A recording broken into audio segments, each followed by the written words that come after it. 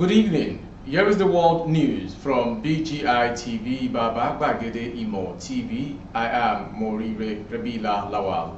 First are the major headlines for the world news. We have met yearnings, aspirations of Nigerians. President Buhari. Nigeria will be worse than Mali, others if nothing changes. Sanusi. Falana asks FG to sack Irabor over destruction of vessel used for oil theft. Students shut down Mapoli, disrupts ongoing exams. Abductors release 3 remaining Iseyin farmers after alleged 100 million naira. Father sells 2 houses, car to pay 20 million naira for 3 abducted children. On foreign, Bill Gates ready to meet Taliban over polio in Afghanistan. And on sports, I'm really sorry, Jurgen Klopp apologizes to Pep Guardiola. Still on sports, on the 17 Women's World Cup, Flamingos beat Chile 2-1, zoom into quarterfinals. Now the news in detail. President Muhammadu Buhari says his administration has implemented high-impact projects across the country, which met the yearnings and aspirations of Nigerians, NAN reports. President Buhari disclosed these while addressing the Ministerial Performance Review Retreat of his administration, organized to evaluate the value of progress made in implementation of the 9 priority agenda of his administration.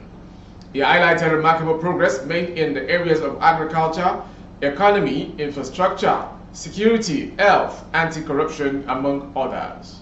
He told participants that guests at the retreat, including the keynote speaker and immediate past president of Kenya, Uhuru Kenyatta, that over 3,800 kilometers of roads had been constructed across the country. Buhari revealed that new aircraft were acquired for the Nigerian Air Force to boost the fight against insurgency.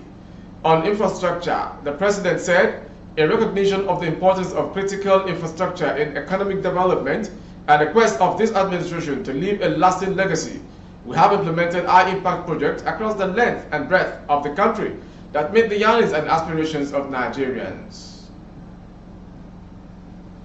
Moving to the next story.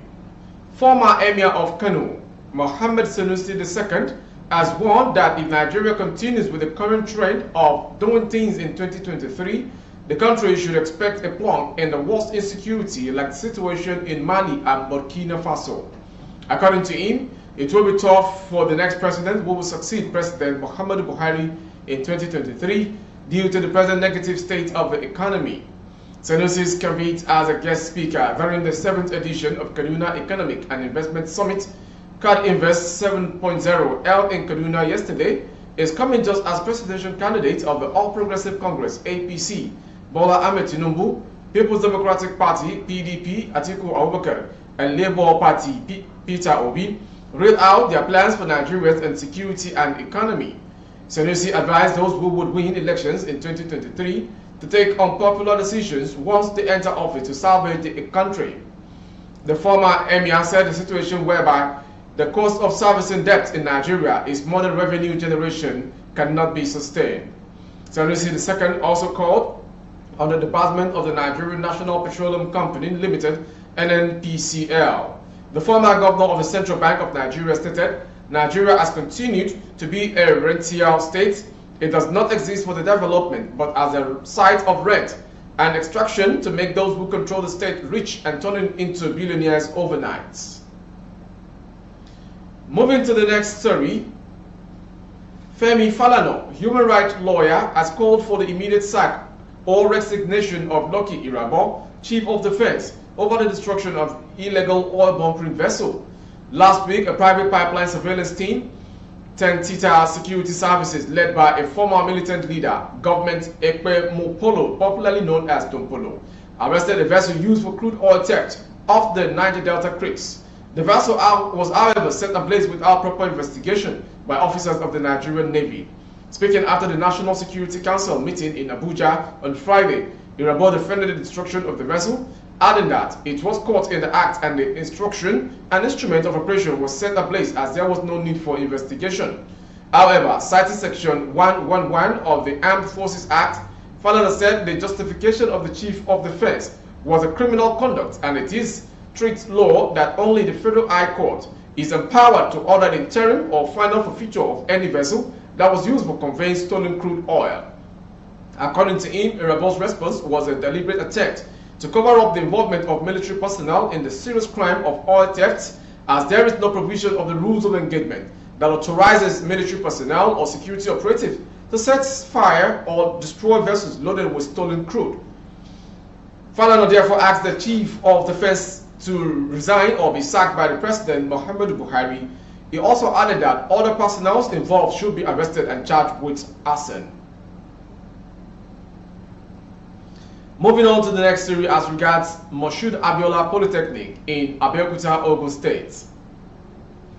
Students of the Ogun State-owned Moshood Abiola Polytechnic, Mapoli, Abeokuta on Monday shut down the school in protest over increased tuition fees and alleged extortion of students through what they termed illegal fees. The students in their thousands barricaded the main entrance of the institution as early as 6:30 a.m. and prevented lecturers and other staff of the institution from gaining entrance into the school's premises. The protest also disrupted the ongoing second semester examination, as students coming for the exams met the entrance under lock and keys. The aggrieved students who were chanting anti-management songs were armed with placards with inscriptions such as "We no be rich kids," "Now why we call Mapoli," "Say no to unreasonable increment now." Speaking on behalf of the student, the chairman of the National Association of Nigerian Students, NAS, Ogun State, Simon Kehinde Damilola, demanded immediate reversal of all increased fees and abolishment of the newly introduced fees. Simon accused the rector of the Polytechnic, Dr. Adeoye Odedeji, of milking the students of the institution through fees, increments, and introduction of exorbitant charges. From that story, we will go straight to Oyo State, Isheyin. The remaining 3 farmers who were abducted recently in Isheyin, Oyo State, have been released. Newsmen gathered that 4 members were abducted at a farm settlement 2 weeks ago. One of the farmers was killed by the abductors. Newsmen, however, gathered that the remaining 3 farmers have been released. It was gathered that the remaining 3 farmers were released after a sum of 100 million naira was allegedly collected from the families. It was gathered on Monday that the money was released to the kidnappers through their approved network to avoid further loss of lives. Chairman of the farm settlement, Mr. Rashid Adekoju, confirmed the release of the development to journalists. He said, "While we mourn the death of one of the victims that met his untimely death from the hands of the abductors, we want to thank God for the rest that are back home and are going through well with their families. We shall talk more about this as time goes on. This is too disheartening and shocking." And to the next story. A resident of the troubled Ga Oshibi community, Alagbado, Ilorin, Kwara State, Lukman Abiodun, whose 3 children were abducted last Wednesday, has put up his 2 houses for sale to enable him gather the 20 million naira the kidnappers demanded. Abiodun leadership gathered has been able to get 2 million naira from the sales of his car and other sources. Leadership learned that the troubled father had offered 2 million naira to the kidnappers, but they rejected it, insisting on taking nothing less than 8 million naira. A source which pleaded anonymity told leadership that the kidnappers have reduced the money to 20 million naira to 8 million naira.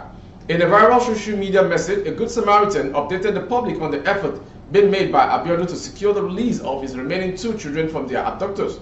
The post read, in addition to my update about the Ga Oshibi issue that I reported here in the morning, my heart was in turmoil when typing this message because this is pure agony, frustration, and traumatization. To foreign story. US billionaire and Microsoft co-founder Bill Gates on Monday said he was ready to have a meeting with the Taliban if it would help eradicate polio in Afghanistan. Honestly, I don't know if there is some sensitivity around that. I would do pretty much anything to help the polio campaign, he told the UK Telegraph. It's the Bill and Melinda Gates Foundation's top priority. The billionaire said the foundation's partners had already met with the Taliban in Qatar and added he was pleased with the movement did not sack the previous health minister, who he said was quite capable. He said world leaders are not taking the threat of the disease seriously. The world is quite distracted and there isn't as much energy going into pandemic preparedness as I would expect, said Mr. Gates. Polio is a highly infectious viral disease that eats the nervous system and can cause complete paralysis within hours. According to the World Health Organization, the disease is endemic in parts of Afghanistan and Pakistan. In case you're just joining, you are watching the world news from BGI TV. Next is sports story. Liverpool boss Jurgen Klopp has issued an apology to Pep Guardiola after the Manchester City manager claimed he had coins thrown at him by Red Devil supporters at Anfield. Liverpool are currently investigating the incident, vowing to ban for life any fan found culpable of the offense. Told about what his counterpart claimed to have experienced at Anfield, Klopp said, "Oh, horrible, I'm sorry, I apologize for that. I had no idea about it, it never should happen. Never," he added. Mohamed Salah scored the only goal of the match to give the home side all 3 points in the highly entertaining football match. Manchester City, who fell to their first defeat of the season, remain second in the Premier League table, but are now 4 points behind leaders Arsenal. Moving on to the last sports story from the Flamingos. Nigeria's Flamingos sailed into the quarterfinal at the 2022 FIFA Under-17 Women's World Cup following a 2-1 win against Chile on Monday afternoon. The Flamingos finished second in their group with 6 points. Germany tops the group with 9 points after beating New Zealand 3-1 also on Monday. Bankole Olowokere girls needed just a point to advance to the knockout round but attacked their opponent from the first minute. Blessing Emmanuel, who captained the team in the absence of Alvin Dasoso, fired Nigeria in front on 4 minutes following an assist from Okoyemi Ajakaye. The Flamingos were unable to add to the lead for the remainder of the first half. Bostemed Paloma came close to equalizing for the Chileans 3 minutes after the break, but her effort went wild. Ajakaye's brilliant effort hit the crossbar 15 minutes from time as Flamingos searched for the second goal. Biola Moshaku doubled Nigeria's lead in the 82nd minute. The Chileans were awarded a penalty late in the game after Josephine Edafe was adjudged to have handled the ball inside the box following a VAR review. Metia Tapia slotted the ball home to have the deficit for the South Americans. The Flamingos will face either Brazil or United States of America in the quarterfinal in Mumbai on Friday. That concludes the world news from BGI TV. Before we go, some major headlines. We have met yearnings, aspirations of Nigerians, President Buhari declares. Nigeria will be worse than Mali, others if nothing changes, Sanusi. We also brought to you, Falano asks FG to sack Irabor over destruction of vessels used for oil thefts. And lastly, Flamingos beat Chile 2-1, zoom into quarterfinal. That was the world news. For more updates on our YouTube handle is Babarbagede Imo TV. Kindly subscribe and click on the notification bell. Select option all to access our broadcast. On Facebook, Bagede Imo with Alawiye Adebayo. Please like and follow the page. On Instagram, Bagede Imo _22 for advert placement of your goods and services, coverage of events and function. Please dial the phone number streaming on your screen for advert placements only. Thank you for watching. I am Mori Rebila Lawal. Good evening. Oh, na, na, na. If you want to know what's going on in city, or you want to listen to the latest news and gist, no stress, oh, just tune to BGI TV. BGI TV, you're one in a million.